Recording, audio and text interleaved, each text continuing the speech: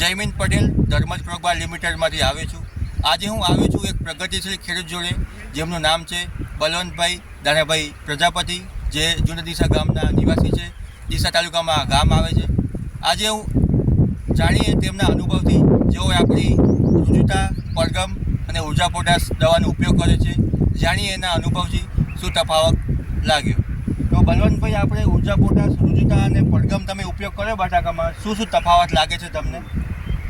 જ્યારે મારા બટાકાના ખેતરમાં હું આવ્યો તો બટાકા સાઈઝ બેસવાની ચાલુ થઈ, એ વખતે મેં પડગમનો ઉપયોગ કર્યો.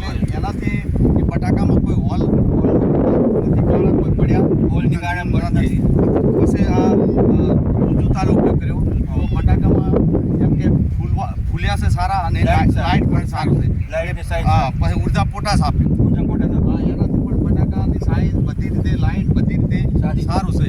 અને એક બીજા ખેતરમાં મેં એનો ઉપયોગ નથી કર્યો કે જોઈ જોવા માટે મેં કે આમાં ઓછું આવે તો એમાં થોડો ફરક છે, વધારે છે. અને ઓનું ઉત્પાદનની જેમાં ઉપયોગ કરે છે એમાં તમને સંતોષકારક જવાબ મળે? હા, સંતોષકારક. એટલે મને સંતોષ છે કે તો આ રીતે જો બીજા ખેડૂતો ઉપયોગ કરે તો એમને માટે પણ લાભદાયક છે. હું તો આવતી સાલ પણ ઉપયોગ કરવાનો જ છું. બરાબર છે. બીજા ખેડૂત મિત્રો શું ભલામણ કરશો? કે આનો ઉપયોગ કરવો જોઈએ એમ. પ્રોડક્ટનો ઉપયોગ કરવો જોઈએ. બરાબર છે.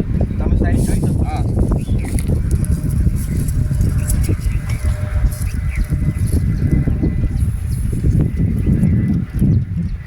સાઈઝ એક સમાન બેઠક છે.